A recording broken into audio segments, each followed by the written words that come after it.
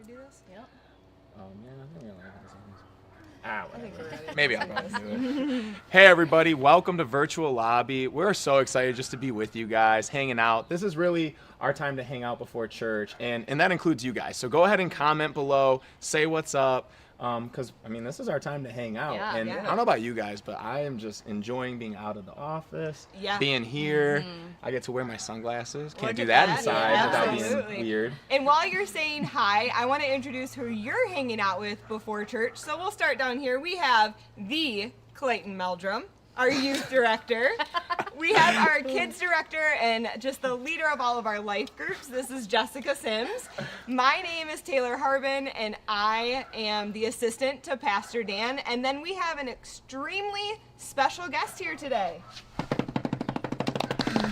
Acts like he's not special. This is Caleb Mitchell, and he is one of our brand spanking new interns. So he is hanging out with us. Yeah, so he is going to do his internship as kind of a pastoral role. So he'll be hanging out with Pastor Dan as well as Jess a bit too. Yep. Yeah. Yeah. Hey, guys, we are loving this warm weather. We're loving being together. Yeah. Now that the stay-at-home order is lifted, what are you guys looking forward to the most, or what have you had the most joy in the last week doing? Yeah. I mean, honestly, I can say just the weather getting better. I cannot wait to get to the beach. Yeah. That's my spot. Yeah. So Do we have beaches like South Haven Water High? works. Okay, Yeah. It works, perfect. and there is enough Good. beach. There's enough beach there right now. Honestly, I'm excited for a date night out of the house. Someone else, like Kenny, you were talking about earlier, someone else serving me food. Yes. Yep, that'd be awesome. Yep. Can't relate. I have to copy you. I can't wait to have a date night to talk to Chris and have no one else talking and to have somebody serving my food to You mean me. like your kids? You don't want kids interruption, right? Yeah. Yes. How about you, Caleb? I mean, honestly, I've been feeling pretty bad eating McDonald's in like my car, so I'm excited to go in the lobby and eat some McDonald's. in. Just have a little bit more personal reactions. Yes, absolutely. And so comment what you're excited for and what you're happy Yes. that you can do now that the stay-at-home order has been lifted. Yeah. And while you're commenting, feel free to share. It's kind of difficult to invite people to like in-person church. It's scary and it's new and it's weird, but it's really easy to just hit that share button and Absolutely.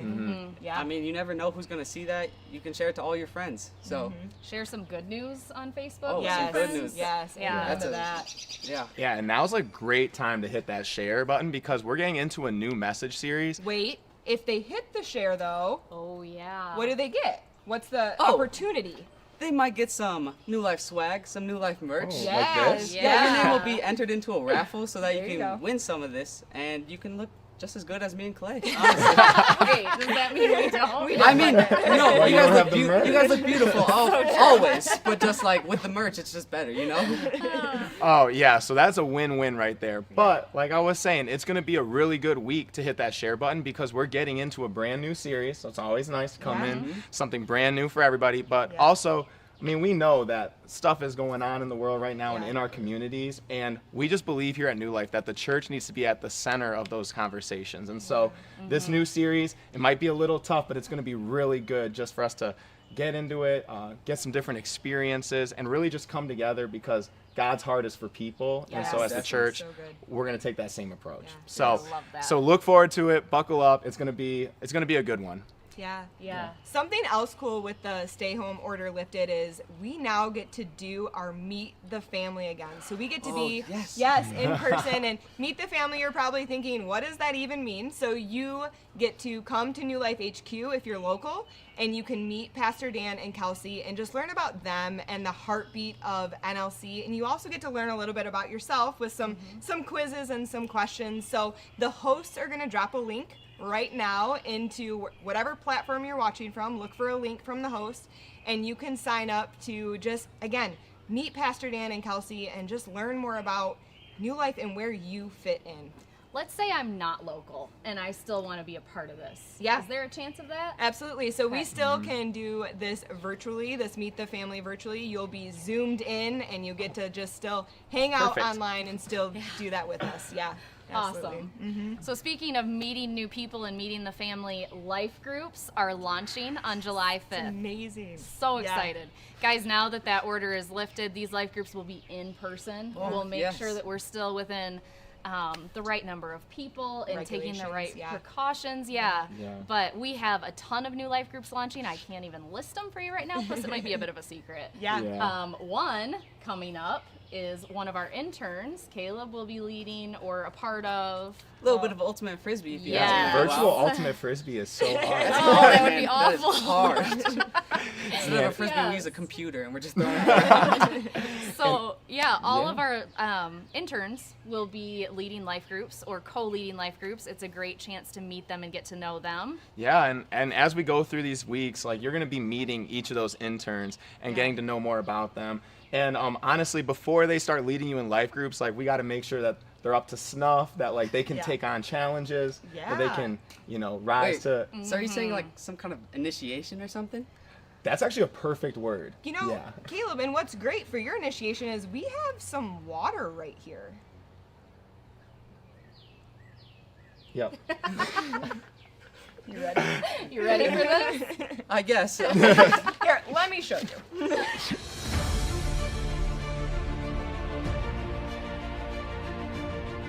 All right, so here's the challenge. We are gonna do a dive competition.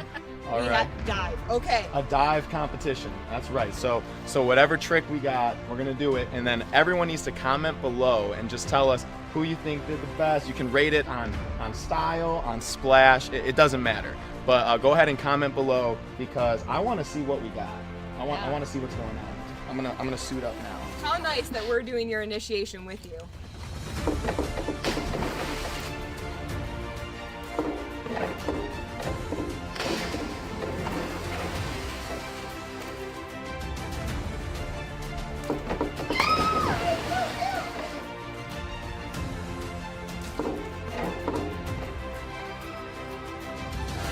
All right, here we go. I can't swim.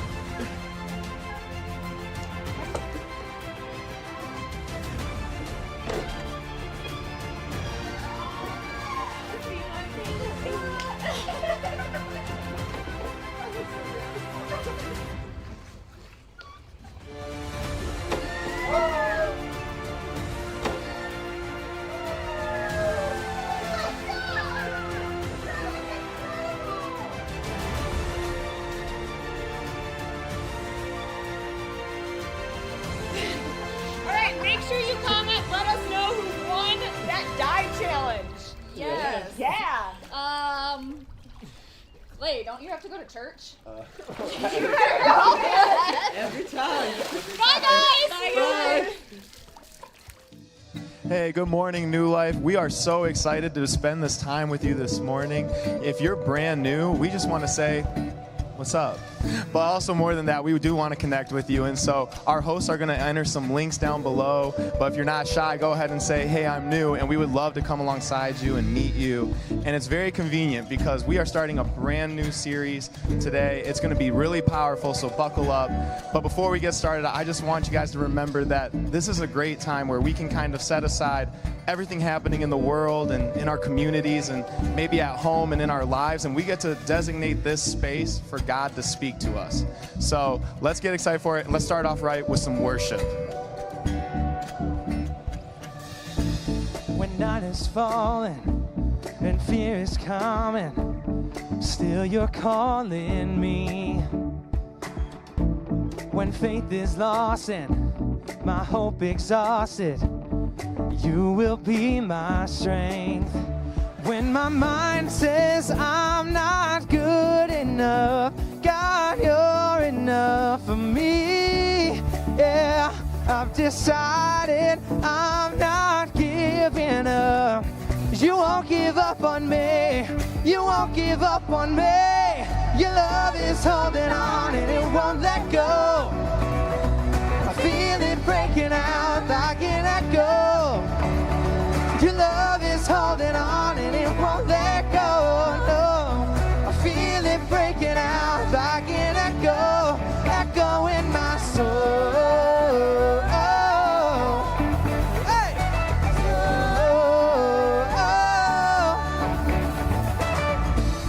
In every season, you keep repeating promises to me.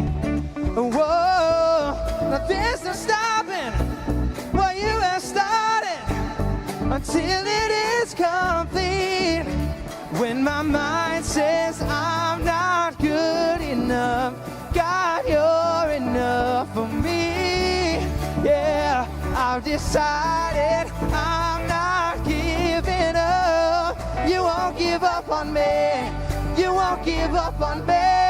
Your love is holding on and it won't let go. I feel it breaking out, I can't let go.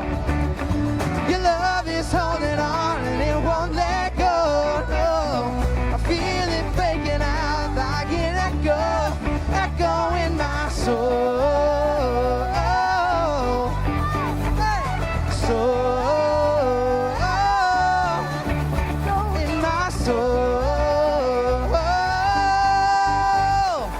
Soul. When my mind says I'm not good enough, God, you're enough for me. Yeah, I've decided I'm not giving up. And you won't give up on me. You won't give up on me. Your love is holding on and it won't let go. I feel it breaking out, I can't let go. Your love is holding on and it won't let go. No, I feel it breaking out, breaking out. Hey! Your love is holding on and it won't let go. I feel it breaking out, I can't let go. Your love is holding on and it won't let go. No, I feel it breaking out, I can't let go. Let go in my soul. Soul. In my soul. Soul.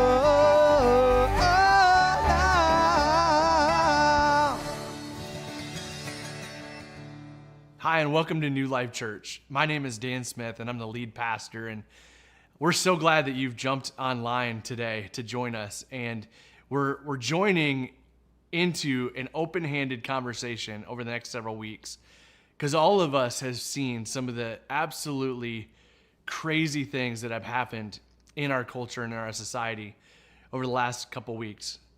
But I got to be honest with you, the thing that we're going to talk about, racism, has literally been brought into the foundation of our nation. It was here when it started, and it's rippled throughout the ages. And a good friend of mine a couple weeks ago talked about how it's kind of like a fault line. And a fault line doesn't really do a whole lot. You don't see it, you don't think about it until an earthquake happens. You don't think about it until the tense moments shift the plates underneath the ground, and then chaos ensues. And so what we've witnessed over the last couple of weeks, and honestly, year after year after year, we see moments where these things happen, where the plates shift in this dynamic, in this idea of racism, and honestly, this sinful action that beats in too many of our lives. And so we want to talk about it. We want to have an open-handed conversation, open-hearted conversation about what this thing is. And so I'm going to invite friends of mine, pastors and leaders in our cities. And we're also going to look towards other voices that man, I look to during these times. We're going to take a look at some other pastors and leaders from around the country and have these conversations together, because I think it's important that if we're going to heal and let God in and change our lives and transform our hearts, to be able to love each other like He loves us, then we got to open our hearts to this. We can't just go past it. We can't just sweep it under the rug without talking about it. And so I want to invite you into this conversation that we're calling Black Fist and White Knuckles. Black Fist, of course, is historically known as something that the oppressed people would say, man, we're standing up against this injustice. We're rejecting it. We want to come against these things. And white knuckles is synonymous with control. And we just want to hold on to control. We want to hold on to our own experiences and our own livelihoods. and we don't want them to be changed or distorted. And so as we open up this dialogue, black fist and white knuckles, I want to ask you personally to open up your heart, to open up your minds. And honestly, over time, I hope that we can open up our homes to come together as one because of Jesus. Notwithstanding, this is not a new problem, and it's not a result of the pandemic. It's a result of a spiritual pandemic and a cultural pandemic that has existed in America from the very foundations. And we've never really dealt with it. We don't talk about it. It's taboo to discuss it. And most Christians feel like unity must be achieved by silence.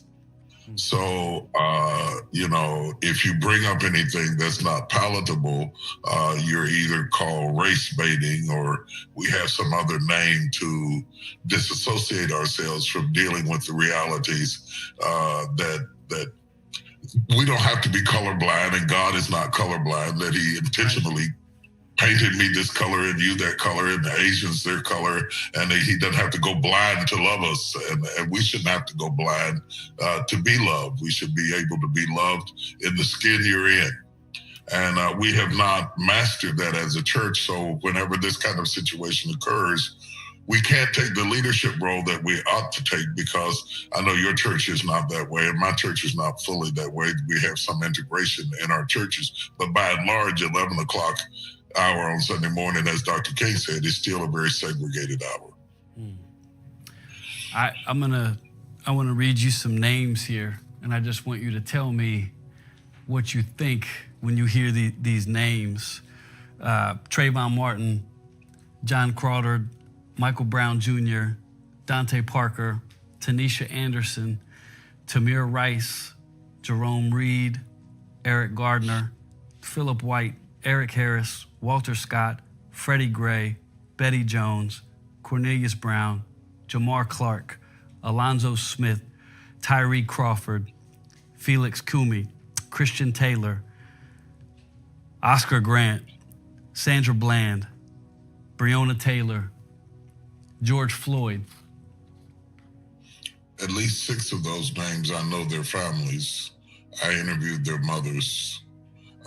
One of them, I attended the funeral. So I'm well acquainted with the situations and the stories. My heart sinks in my chest when I hear those names, because I know that we love our children like everybody else loves their children. There's no difference there. And when you start looking at the amount of devastation that has occurred to us as a people, it's very difficult to articulate to people from other historical backgrounds the magnitude of the suffering. Let me say this might help to be enlightened. Not too long ago, a group of psychologists did a test on the grandchildren of people who had endured the Holocaust. And they found out that the amount of the stress that their grandparents had suffered during the Holocaust was so overwhelming that it had rearranged the DNA structure of their physiological body. When that test was done, it elicited some initial tests into African Americans, and similarly, the stress over the years has had an effect physiologically, emotionally, socially, attitudinally, and we've never really dealt with that. We've never really gotten down to the bottom of that. And even we ourselves as a people don't fully understand the magnitude of the pressure, because that anxiety, that trauma has become our normal. And anytime trauma becomes your normal, you have coping mechanisms whereby you survive by coping. But every time somebody does something like what you just named off of those lists of people who were lost, those are triggers. And when those triggers go off, that trauma comes back. And the anger that you see is not about one incident alone, Right. but it's about the multiplicity of many incidents. It's about, for example, myself, it's about my grandfather, who I'm named after, who was murdered by white racists in Mississippi while my grandmother was pregnant and 22 years old. He was murdered in barbed wire in a lake, and she was cooking dinner, and the first TD Jakes never made it home. He was murdered on June the 9th. By coincidence, I was born on June the 9th. Wow. I am named after him. So that's very, very real. I never saw my grandfather. I never met him. And I'm named after him. And the only thing I know about him is that he was murdered. So these stories are typical. Our families are scattered. Some of my relatives I don't know because they ran away from the South and their families never saw them again, trying to escape the atrocities of our history. And most of the time when mainstream America looks at that, they like to think that was a long time ago. Right. Well, no, it wasn't a long time ago. That was my grandfather. And so I grew up in the 60s. I'm 62. I know I look 40, but I'm 62. You look fantastic, Bishop. You know that, though. You know that. You can see it through the screen. Yeah, I feel it. But I remember my father going to the backs of the restaurants to get food at the back door because we couldn't eat on the inside. Right. I remember vividly the colored water fountains in the third bathrooms. I remember Rosa Parks vividly. I had pictures of she and I together. Wow. History isn't as far back as we'd like to throw it, but we have short memories about this sort of thing. I think that the church has a responsibility, an obligation, and a calling to respond to it. But here's the problem with that. Can I be candid? Sir. I was in Ghana, in Accra, in Ghana, at the Spanish castles called Elmina. You can Google it. It's where the slaves were waiting to be taken to America. I toured the dungeons where they were stacked like sardines, not like even like people not standing stacked, where they defecated and urinated on top of each other until it dripped down from body to body down into a trough and was washed out. The smell of their body fluids is still in the castle. If you don't believe it, go there. All the wind from the ocean, it's right by the ocean, has not been able to blow away the stench of the slaves. I stuck my fingernails. I have video footage of me sticking my fingernails in the scratch marks of the slaves scratching through concrete, trying not to go away from their home and their country and their place. There was a grate on the main floor of the Elmina castles where the women were hosed off so that the slave masters could rape them for their entertainment while they waited on the ships to come. And then off to my right is a church sitting on top of all of that. So the people who were raping those women, castrating those men, leading the slave trade were also worshiping and singing hymns above where the slaves were beneath the ship. The church has a very difficult history when it comes to racial issues that goes back hundreds of years. We have been complicit, we have been participants, and now we have just been silent. And I don't know which one is worse, to be participant, to be complicit, or to be silent. Both of them are traumatic, and I'll tell you why. I've spent most of my life working with children who have been, with adults who have survived child abuse. And generally, as horrific as the child abuse is, many times the child is not any more angry at the abuser than they are at the parent who kept silent, who looked the other way, who minimized their pain, who told them to be quiet and be silent. Child abuse is much like slavery and like Jim Crow. It's when one person who's in a position of power takes advantage of another person who's not. And so all of the trauma that you would expect to see in a child who has been abused, you see that level of trauma in a race of people who have been dominated, desecrated, raped, and ostracized. I know this is difficult for your congregation to hear. We need to hear and it. it's difficult, but it's difficult to even say it, but it is true nonetheless. And we have worked hard at being quiet. And from a theological perspective, it makes me think of what Jesus said. Let's be preachers for a minute. Go ahead. Okay. I don't like to be like, we're not preachers. Like you're you. My favorite, maybe one of the best, walking. Go ahead, sir. Preach. Stop. When the lawyers tried to trap Jesus in the law that he had made, he said the commandments were that you love the Lord thy God with all thy heart, thy mind, and soul, and that you love your neighbor as yourself. And the lawyer, willing to trip Jesus up, said, "Who is my neighbor?" Because he wanted to pick who he loved. And that's when that's what elicited the story of the Good Samaritan. And Jesus says a certain man went down from Jerusalem to Jericho and fell amongst thieves. They stripped him and wounded him and left him half dead. As Jesus goes on to tell the parable, he says, a priest came by and looked at the man stripped, bleeding, and half dead, turned his head and walked away.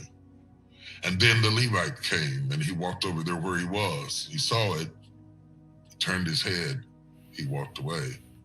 And then Jesus says the Good Samaritan came, and he came where he was and got down off his beast and poured in the oil and the wine. And we always preach about the Good Samaritan, but we don't preach about the two people who came and looked away.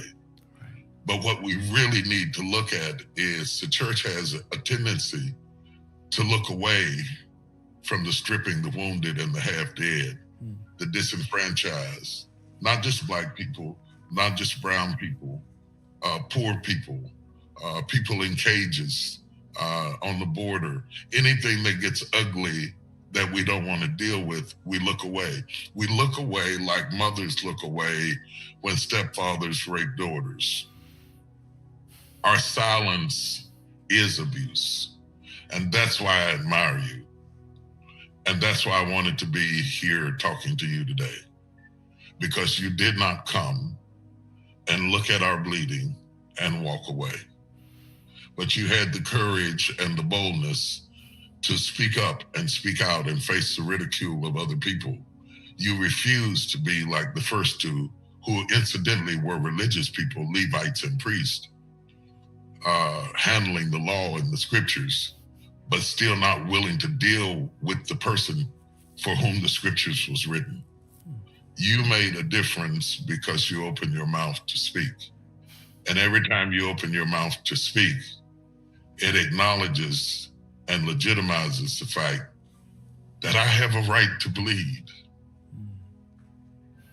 That I have a right to bleed. That those families have a right to bleed, that those mothers have a right to bleed, that those children who lost their father have a right to bleed, that those brothers, one of which I got off the phone with today, has a right to bleed. And as for the marching, I don't think that violence is the answer. History has taught us that violence is not the cure.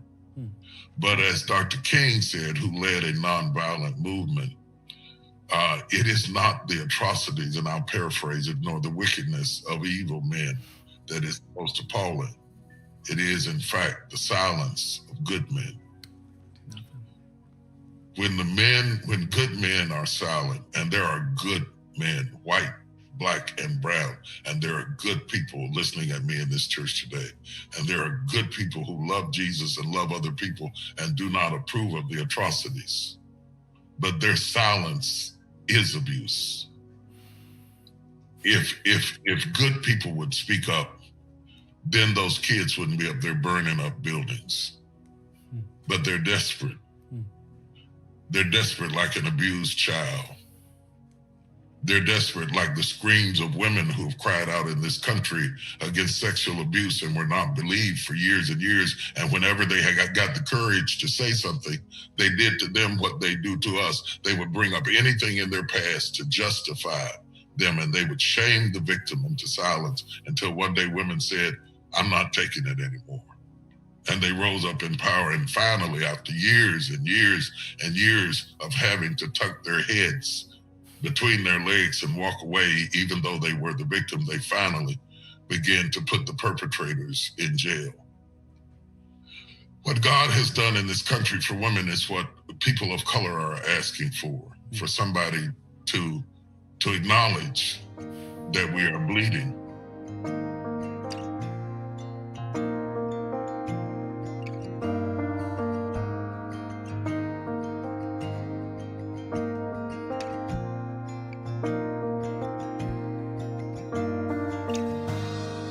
Every day in your hands, you were there before time began. Sovereign one, I rest in your plan. From the depths to the dawn, you are there, your promise is strong. I will trust with all that I am. Jesus, Jesus, oh, how I need you. You stay the same. You are good in your ways. Jesus, Jesus, oh, how I need you. You are enough. All my trust is in you, Lord.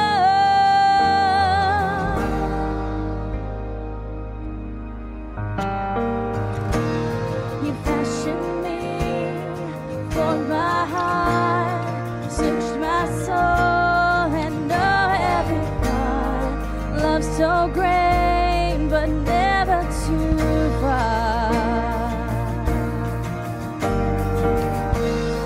Through the storm, you're the calm, and every war you've already won.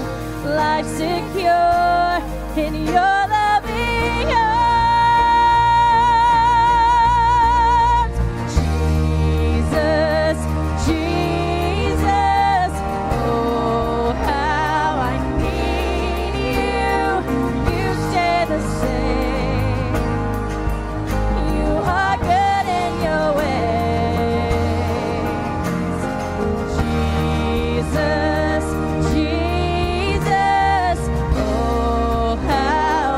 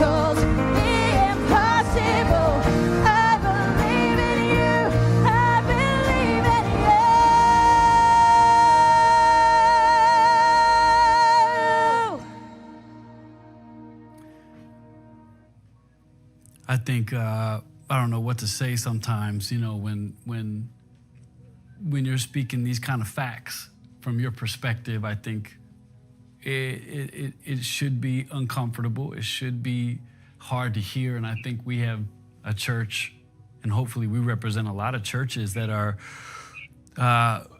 desperate to no longer be silent, to be complicit. And, you know, what's interesting to me, Bishop, with George, who just died, I've talked to some of my friends who are not white, and the overriding sentiment is, because we've seen this before. Like I couldn't even get to the names. Like I just read a couple, we've seen this before. And I think the difference is a little bit of visibility, but one of my friends just in tears, and he's a big guy. He just said he killed him. You know, he put his knee in his neck and he killed him. And he just said, what does somebody expect me to do? And I think one of my frustrations, Bishop, and you can help me here, you can just get personal and help me pastor better, but my frustration is we're talking about reaching the world, and we have a really bad found. I feel like I'm good with the lost, but I look around at the found, and I'm at a point now where I can't do it anymore. I can't sit there and hear another person deflect or talk away or bring up another issue. To me, racism is such a no-brainer affront to the gospel that we shouldn't be where we are. Our culture should look like it looks. And I'm to the point now where I'm going, you know what, if this is the hill we got to die on, sign me up. Because if we don't get this right, who are we kidding? What world are we going to reach?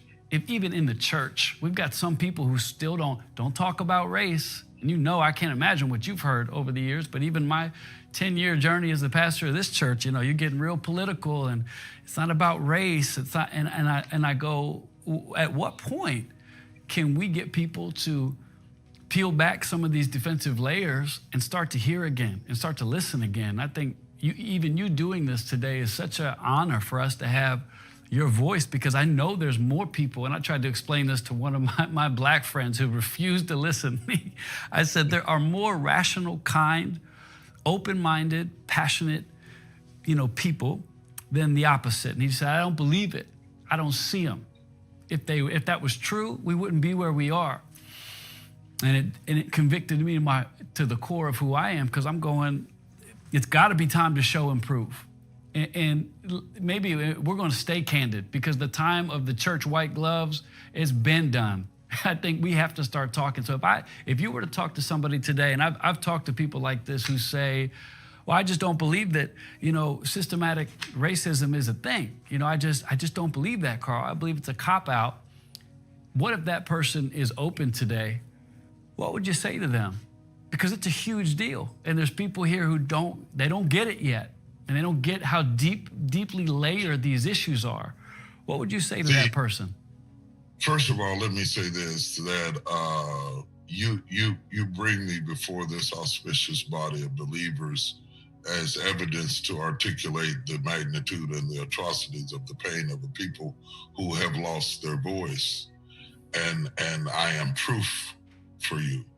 But what you don't realize is that I come on this format because you are proof for me. You are proof for me that there are good people who are not of color who will speak up and speak out and who really care. And the more we see that, the more we see that,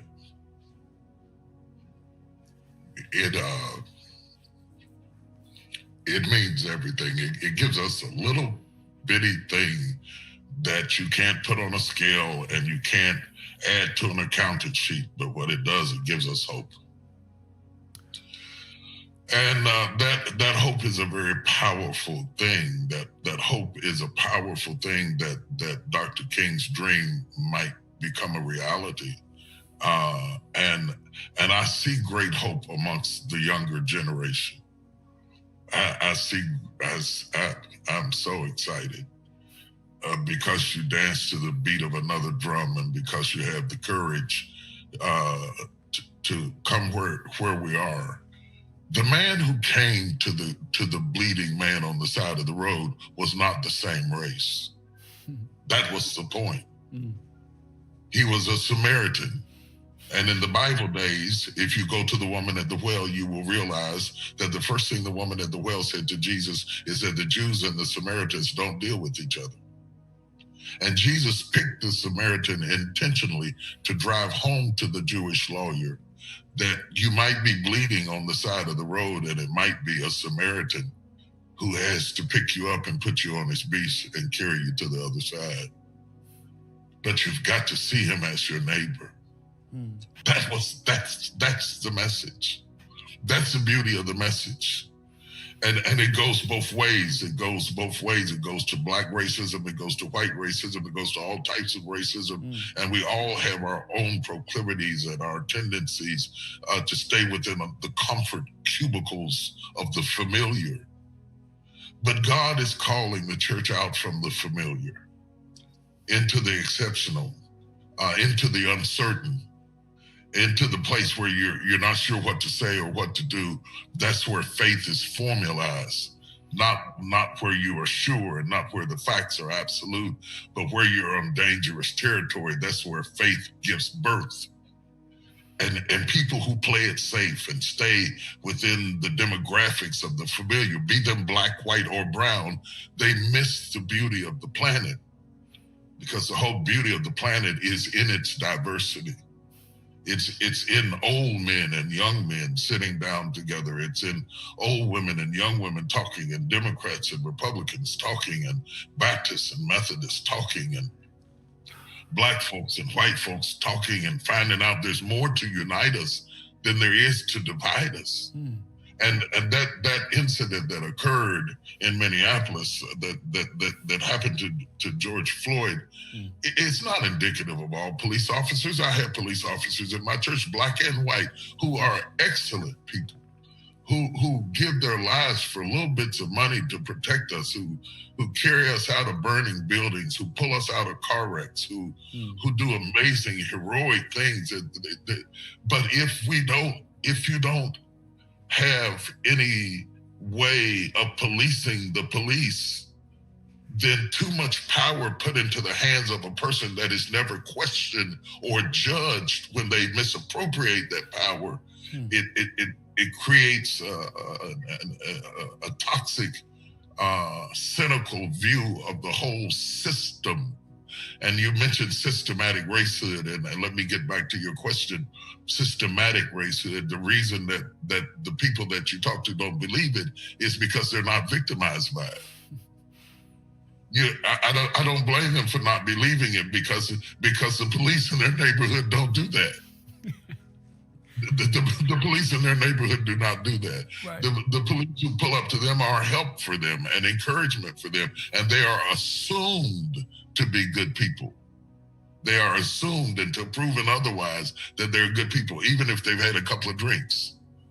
They just had too much to drink. Yeah. I'll make it plain. If you live in one part of Chicago and you got a drug problem, you go to jail. And if you live in another part of Chicago and you got a drug problem, it's a sickness and you go to rehab. Yeah. Okay. So what is a crime in our community is a sickness in your community. Treatable, get sympathy and empathy and kindness, and it's talked about openly. And if I have the same problem and live in the wrong zip code, I'm a criminal and a dog and an outlaw. See, these kinds of inconsistencies have to be, you can't just preach grace and not truth. We beheld the wonder of his glory, the only begotten of the Father, full of grace and truth. What made Jesus so amazing is that he balanced grace and truth. He did not compromise truth for grace. And what has to happen for us is that unbelief is because we live in the vacuums of our safety, and we hear about what's going on other places through the news, and we pick the news we listen to. So when you write the books you read, you always win in the end. There is a fountain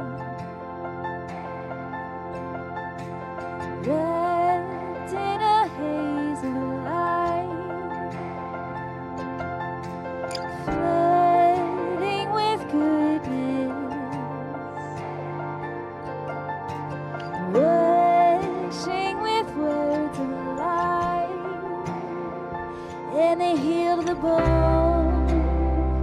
They're sweet to my soul, and I'm swept away. Sing, I am good, 'cause I am good. You say I'm good. I am worthy, wanted, loved by you. This is living, breathing proof that I am chosen, wanted, loved by you. I'm undone with love for you. Yeah. 'Cause there is a person with light running through his head, speaking with kindness, thrilling with gentleness, and he heals the bone. They're sweet to my soul, and I'm swept away. 'Cause I am good. You say I'm good. I am worthy, wanted, loved by you. This is living, breathing proof that I am chosen, wanted, loved by you. I'm undone with love for you.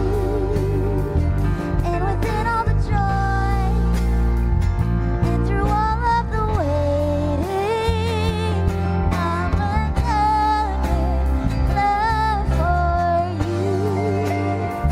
And I could never forget the spirit that changed me. I'm undone with love for you. I'm undone with love for you. Are the Father,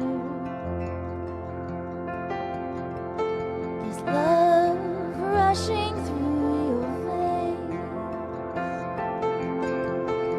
warm and devoted, tenderness filled with strength, and He heals the bone. They're sweet to my soul, and I'm swept away.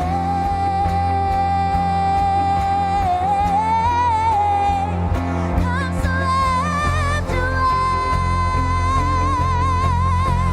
Sing, are you good? 'Cause I am good. You say I'm good. I am worthy, wanted, loved by you. This is living, breathing proof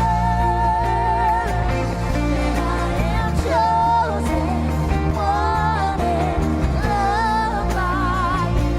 'Cause I am good. You say I'm good. I am worthy, wanted, loved by you. This is living, breathing proof that I am worthy, wanted, loved by you. I am worthy, wanted, loved by you. I'm undone with love for you.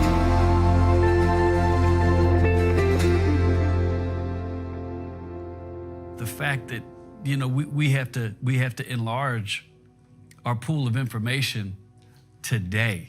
Like there are people right now who would be sitting at home and they would never have thought of some of this stuff because they've never been around to hear it. They've been surrounded, and we got a long way to go in the Lentz household, but I do know when it comes to racism, one of my slim pieces of encouragement is I can't control everybody, but I can control my kids. It's a dictatorship. Like, I will teach you how to learn. And you know, over the years, I think it's worked. I think we were watching a movie over Christmas, and after the first commercial, it was Home Alone. It said American Classic. And my daughter said, Dad, why do they call a movie with no black people an American classic? They should call it a white classic. And I stood up, I shouted my daughter down. I said, you're exactly right. And she said, I brought something like that up in school, you know, and I think, you know, it causes trouble. And I think those two little moments for me reminded me that the information we're getting is vital, and the trouble we're causing, it's necessary. And I think sometimes people are desperate to change, but they don't want to cause trouble. And they almost don't want to cause trouble even in their own soul. And I want that to happen. I want to be troubled. I want our churches to be troubled. I think that's one of the first things I'm praying for, is that people would just start to be troubled. I had a friend sat next to me the other night, and I was showing him the video of what happened to my brother George Floyd. And he goes, I just have turned my brain off to this for too long. And I thought, you know, I just feel like this is different. I feel like this moment in history, I don't know if you think I'm right or wrong, and whatever you say I will agree with, but I feel like at what point does this stop becoming what we do? You know, tragedy fatigue is a real thing. There's I've got some of my black friends who are just numb. They're like, I got nothing. I got no tears. I got no love. I got no hope. It's gonna happen again, and it's gonna happen again. I think that God is gonna put us on notice. I feel like that. I can't speak for other pastors, but I feel like if we can't get this right, because this isn't about race, it's about humanity. Like, if you're a Christian and you don't see this, like, this is what Jesus did. He walked around and destroyed every racial barrier he could find. He went out of his way to destroy it. But yet we are protecting some of these, even by our ignorance and by our silence. What do you think we can do practically? This is important to me. I wanted to ask you this because I've got some other friends who, they're like, I'm done with the hashtags. Like, I don't want to see another dude throw up another post about how sad they are. And I get that. And luckily, I have some friends I could talk to and say, give us some grace, give some people some grace. I know they're new to this game, but at least they're coming in now. What do we do? Like, if you're a white family watching right now and you're going, you know what, we might have some racism embedded in us from generations, and they feel the conviction of the Holy Spirit, and they go, no more. What can they do? What are practical things you can do to attack this at its core?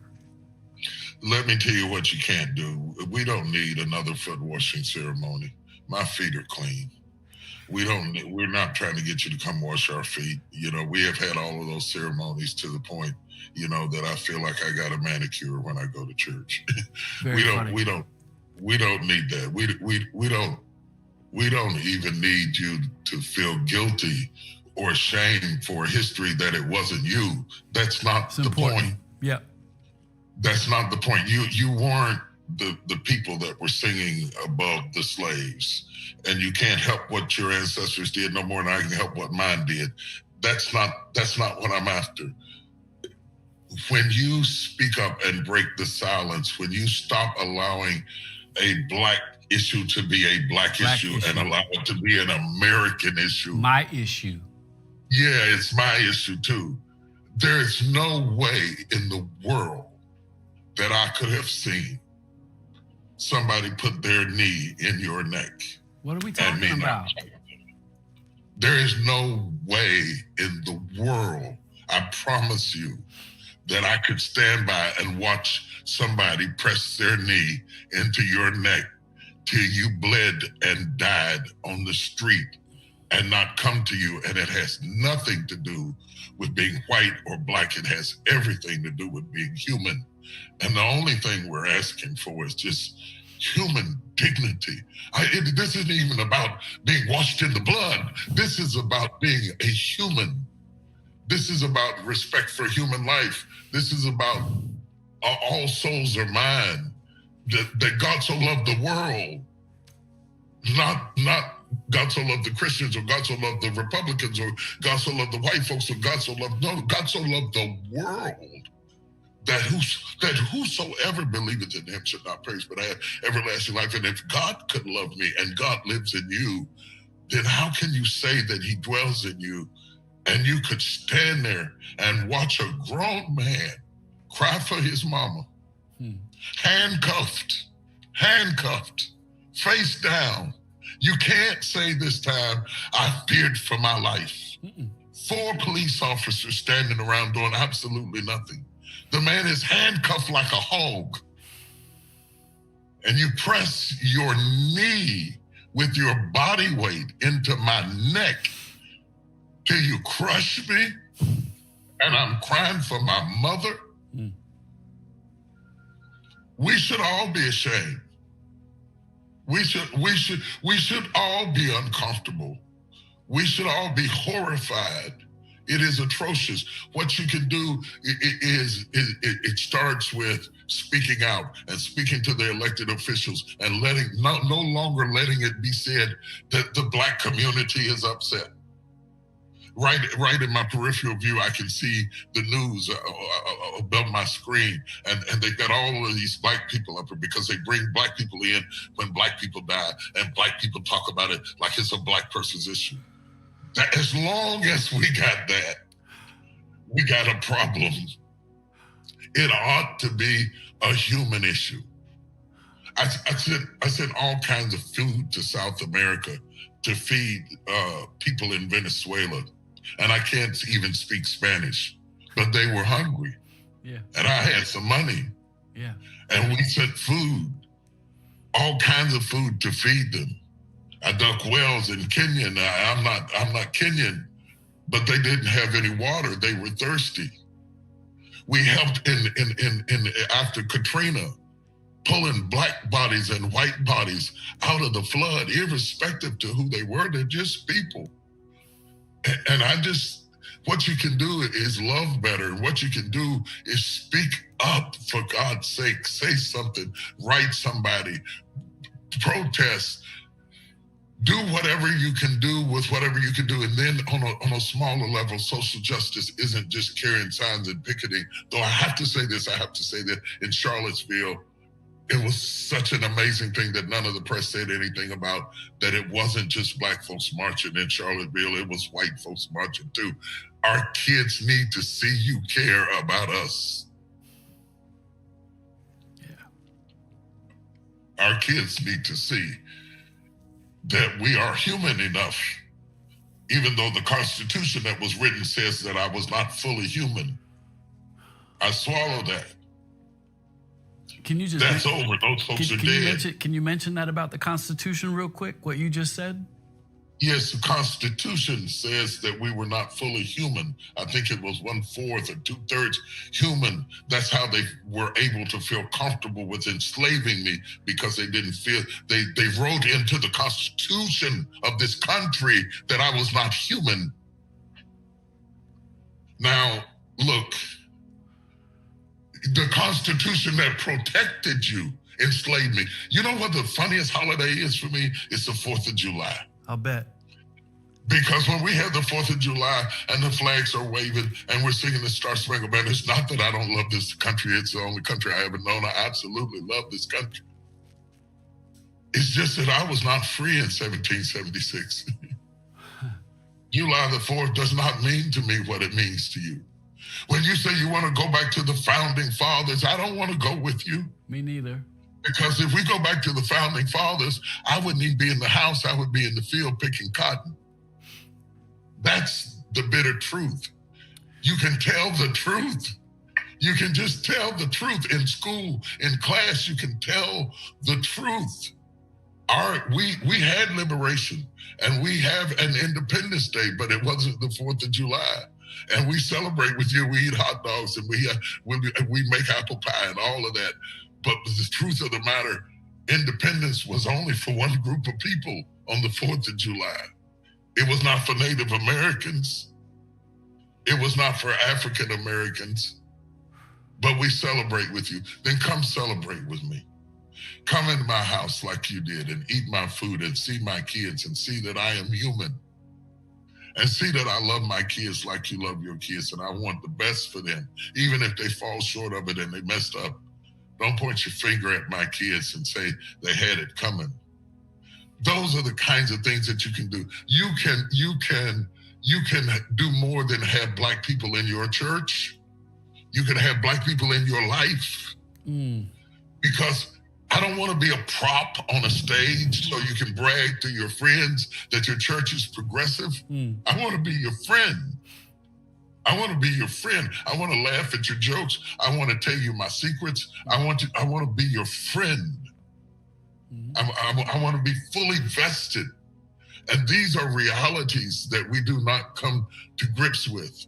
And God knows, this is not the way I would like my first sermon to be or my first speaking at your church to be. I would much rather. Well, you know what? Hold on. I'm not that naive, Bishop, okay? 99.9% of our church would probably come to our church and then go home and listen to the other pastor, you. So it's not like they don't know you, okay? There might be one guy who's brand new. Is Bishop T.D. Jakes, okay? To that one guy. Everybody else, you are our church. We've been gleaning, we've been hearing, we've been taking the gift that you are for years. So, you know what? If this is the tone, if this is the tenor, then so be it. So be it. Because I know that I can speak as a, I don't want to say too much here because I am a pastor under a pastor, and you know my pastor. But I will say, I think that it needs to be said. We will enjoy the gift of a Black preacher. We will enjoy the gift of Black culture, but sometimes it stops there. And I feel like, you know, people are watching, and they will be all over our country. You know, it is time to do a reckoning. As we close out today's service, I want to invite you back to next week's conversation. I've invited a good friend of mine to join us to have a real honest, real and raw conversation together. And so I want to invite you to come back to it. Invite your friends, invite your family, anyone that you know to be a part of this conversation, because I believe that God is going to touch and change our lives, and he's going to change the trajectory of humanity by what happens because of this moment. So I want to pray for you as we close today.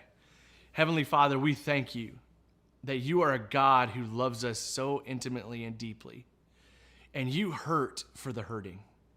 Your heart and mind and thoughts are always with those who are hurting and broken, and you're there in the middle of it. So God, I pray that your church would be engaged in this conversation. God, that we wouldn't just forget about it and think it passes, that we would own our parts in it, and that you would heal relational tensions, that you would build bridges from police officers to Black individuals, from leaders in our community, from government to pastors to the educational systems. God, bring healing into our families.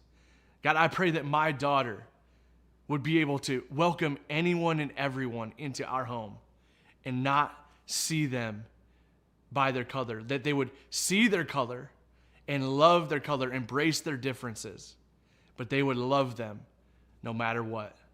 I pray this in Jesus' name, and I pray that our lives would be changed because of your power. Amen.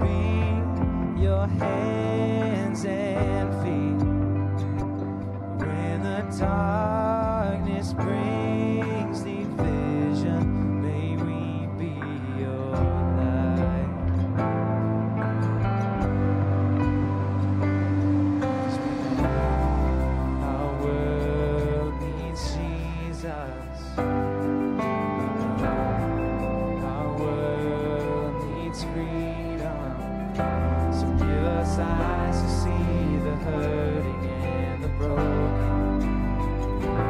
Let our lives align with every word you say. And the nations ache from violence. We will be a blessed peace. When the headlines scream injustice, may we shout your name.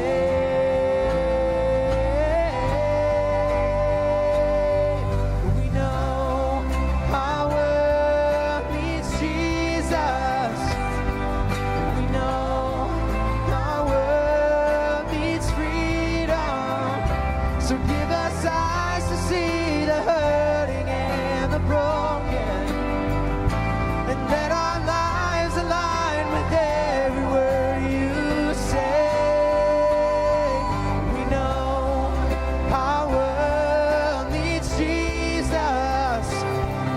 We know our world needs freedom. So give us eyes to see the hurting and the broken, and let our lives align with every word you say.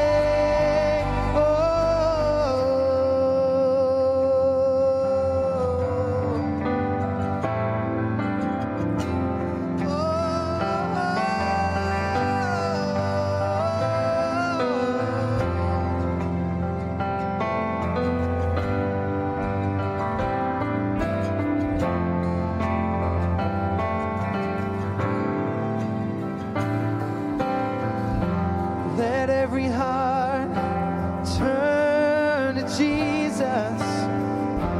Let every voice sing of your great name. Let all the earth know your freedom. We believe for more. Let every heart turn to Jesus. Let every voice sing of your great name. Let all the earth know your freedom. We believe for more, God. We believe for more. We know our world needs Jesus. We know our world needs freedom. So give us eyes to see the hurting and the broken. Oh, let our lives align with every word you say. We know our world needs Jesus. We know our world needs freedom. So let us eyes to see the hurting and the broken, and let our lives align with every word you say.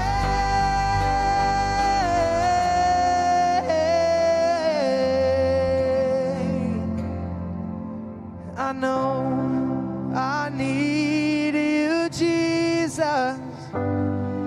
I know this heart needs healing. So from my knees I lift this prayer to you, my Savior. And for my life and for the world, you're the answer, Jesus. What an incredible message that we got to witness today. I'm so thankful for Jesus, who showed us how to take a seat so that we can take a stand, and who gave us the exact path to follow. That as long as we follow in his footsteps, that we, because of his Holy Spirit, can be the hands and feet of Jesus. And I want to say thank you to all of you that consider New Life your home. It's because of you and your obedience and your generosity that we're able to have the resources to continue to be the hands and feet of Jesus in so many ways. Just this week, we were able to be downtown Kalamazoo, help cleaning up downtown and help boarding up buildings that desperately needed it. And that's because of you. If you feel called to be a part of this cause, you can use the link below to give to NLC today. I'm going to pray for us as we receive this offering. God, we thank you so much that you sent your Son to show us how to live our lives here on earth. We pray that we would passionately follow him in everything that we do, that we would seek to make it all about you. We love you so much, and it's in your name we pray. Amen.